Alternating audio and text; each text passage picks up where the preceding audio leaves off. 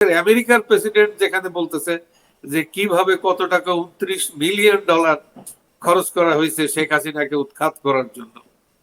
তো তো বিষয়টা তো আমি আপনার এখন কাছ থেকে একটু একেবারে জানতে চাইবো, এই যে $29 মিলিয়ন এটা তো আমেরিকা দিয়েছে, ডোনাল্ড ট্রাম্প বলছেন, আর কোন দেশ টাকা দিয়েছে, কোন কোন দেশ টাকা দিয়েছে? এরা অনেক দেশের থেকে টাকা পায়। এরা Europe, America, Australia, even Canada, Denmark, Holland, এদের বহু প্রোগ্রাম আছে। এরা আপনার এখন দেখুন যে ওরা বাংলাদেশের গণতন্ত্র, বাংলাদেশের রাজনীতি, এগুলোর ডেভেলপমেন্টের জন্য যে পলিটিক্যাল যে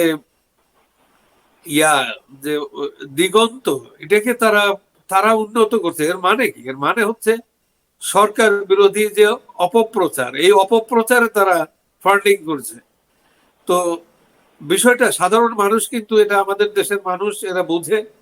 এরা এরা তো একেবারে ওই ঘাসে মুখ দিয়ে চলে না। এই এরা টাকাগুলো জানে, এরা বুঝতে কোথায় ব্যবহার করা হয়েছে?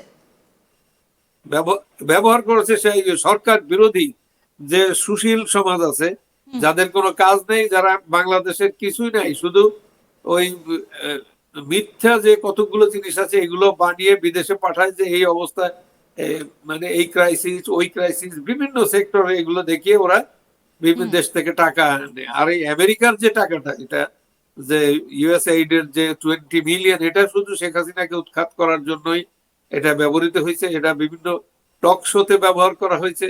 এটা বিভিন্ন ভাবে আপনি লক্ষ্য করছেন যে বাংলাদেশে দীর্ঘদিন ধরে শেখ হাসিনার সরকার বিরোধী যে অপতৎপরতা, এটা এদেরই, এদের আগের প্রজেক্ট, তারপরে প্রজেক্ট, এদের কন্টিনিউয়াস প্রজেক্ট ছিল। শুধু যে 29 মিলিয়ন এরা, এর আগেও তাদের প্রজেক্ট আছে। একজন এখন আস্তে আস্তে চোরগুলো নিজেরাই স্বীকার করছে যে না, আরো প্রজেক্ট আছে আমাদের, এর আগেও ছিল, এটা আছে, এটা চলমান। বিভিন্ন ভাবে এরা বলার চেষ্টা করছে। একজন এটা চ্যানেল আই টক শো পরিচালনা করে, সে তো ভয়াবহ। বাংলাদেশের যে আমেরিকার রাষ্ট্রদূত ছিল হাস, তাকে নিয়ে 5 স্টার হোটেলে প্রোগ্রাম করছে। একটা প্রোগ্রাম করতে 20 লাখ 30 লাখ টাকা লাগে। তো সে কতগুলো 15-20টা অনুষ্ঠান করছে।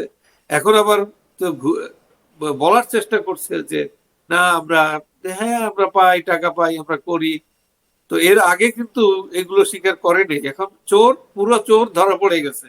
একটা দেশের বিরুদ্ধে যারা যে কাজগুলো, এটা প্রত্যেকটা কাজ, এই কাজটাই হচ্ছে হাই ট্রিজন, দেশ বিরোধী। কিন্তু স্যার এই জায়গাটা আমি একটা বিষয় জানতে চাইবো, হাসিনা তো, তিনি তো বাংলাদেশের প্রধানমন্ত্রী, দেশ ছেড়ে চলে আসার আগের মুহূর্ত পর্যন্ত তিনি দায়িত্বে ছিলেন, তার কাছে গোটা দেশের কন্ট্রোল ছিল।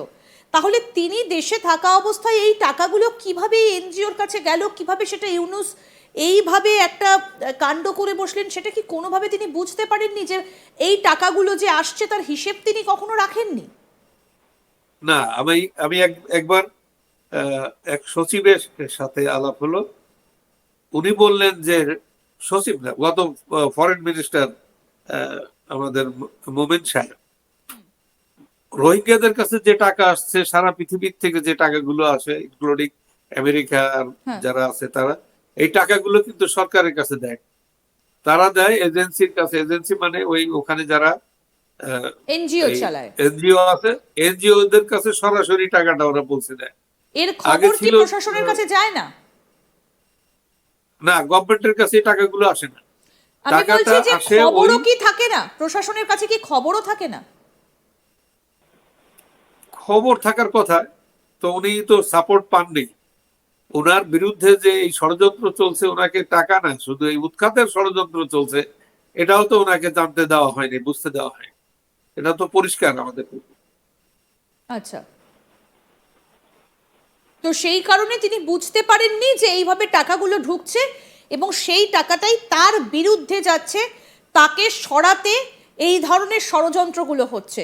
কোথাও কি এই টাকাগুলো ব্যবহার করে শেখ হাসিনাকে জানে শেষ করারও কোনো রকম কোনো পরিকল্পনা ছিল কি মোহাম্মদ ইউনুসের, বা এই যে এনজিও গুলো, যেটা প্রকারান্তরে আপনি বলছেন মোহাম্মদ ইউনুসেরই? এটা ওপেন সিক্রেট। ধরুন পত্রপত্রিকায় বা ইয়াতে না বললেও, সে হাসিনাকে হত্যার যে ইয়াটা পরিকল্পনা এখানে ছিল, কিন্তু আপনি অজিত দোভালের বক্তব্য থেকে আপনি পেয়ে যাবেন যে তাকে কিভাবে এখান থেকে এই আর্মিকে বলা হলো যে তোমরা তার নিরাপত্তা দাও এবং তাকে পাঠিয়ে দাও। তো আচ্ছা। এরা যে কাজটা করলো, আপনার তার যে নিরাপত্তার অভাব ছিল এই কথাটা বাংলাদেশের এজেন্সি গুলো শেখ হাসিনাকে বলেনি, কিন্তু শেখ হাসিনা বহু আগে বক্তব্যে ধরেন তার রেটরিক্স গুলো দেখলেই বোঝা যাবে যে আমাকে হত্যা করার জন্য আমার পিছনে তো বুলেট ঢুকছে, আমাকে হত্যা করার অনেক চেষ্টা চলছে আর চলছে। সে প্রায় 18টা অ্যাটেম্প হয়ে গেছে, অ্যাবর্টিভ অ্যাটেম্প তার বিরুদ্ধে, এটা প্রমাণিত এবং এটা এর উপর ইনভেস্টিগেশন হয়েছে। তো উনি জানেন যে আমার বাবার অবস্থা যা হয়েছে আমার অবস্থাও তাই হবে। তো তারপরে যতক্ষণ নিঃশ্বাস আছে ততক্ষণ দেশের জন্য কাজ করে যাই, এই অ্যাটিটিউড নিয়ে সে কাজ করছে। তবে তাকে সে যে কথাই বলুক, তার যে সাহসিকতা যেটা প্রমাণ দিছে, এরপরও যে এজেন্সি গুলোর তো দায়িত্ব ছিল তাকে সিরিয়াসলি যে টাইম টু টাইম কখন কি ষড়যন্ত্র হচ্ছে এগুলো তাকে বলা, কিন্তু আমার বিশ্বাস তাকে ওইভাবে বলা হয়নি, তাহলে সে সিদ্ধান্ত অন্যভাবে নিত।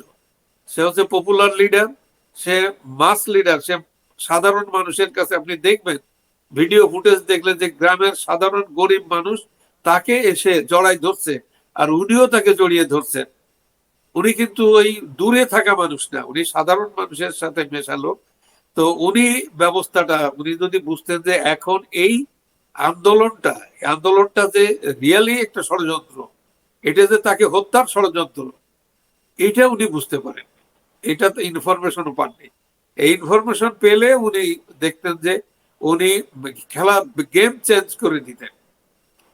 উনি সরাসরি ছেলেদের মেয়েদের কাছে গিয়ে বলতেন এই যে আমি আসছি তোমাদের কাছে, আমার কাছে এতদিন কিছু ছিল না, আমাকে ভুল ইনফরমেশন দেওয়া হয়েছে, তোমরা আমি পদত্যাগ করতেছি, যাও আমি পদত্যাগ করে টুকিপাড়ায় চলে যাচ্ছি, তোমরা একজন প্রধানমন্ত্রী নিয়োগ করো।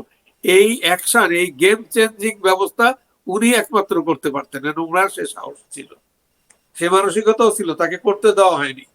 তাকে আমি তো বলছি যে বিষয়টা এইরকম যে অভিমন্যুকে হত্যা করার জন্য যেমন সপ্তরথী চতুর্মুখী করা হয়েছিল, ঠিক শেখ হাসিনাকে কোনো দিকে নড়তেও চিন্তাও করতে দেয় নাই। মাত্র 3 মিনিট সে কথা বলতে চাইছে, তাকে কথা বলতে দেওয়া হয়নি। বিষয়টা ভারতের গোয়েন্দারা বুঝতে পারছিল, এই জন্য তারা প্রেসার দিয়ে তাকে তার জীবন রক্ষা করছে, এটা আমি বলবো। বিষয়টা এরকম। স্যার আপনি আমাদের সঙ্গে থাকুন। অর্থাৎ হাসিনাকে সরাতে বা তাকে জানে শেষ করতে কোন কোন দেশ থেকে টাকা এসেছিল তার একটা হিসেব আমাদের সঙ্গে যিনি রয়েছেন বাংলাদেশের বিশিষ্ট সাংবাদিক শরীফ শাহাবুদ্দিন স্যার, তিনি কিন্তু নির্দিষ্ট করে দিলেন যে শুধুমাত্র আমেরিকা নয়, আরও অন্যান্য দেশ থেকেও টাকা এসেছিল এবং সেই দেশগুলোর নামও তিনি বললেন।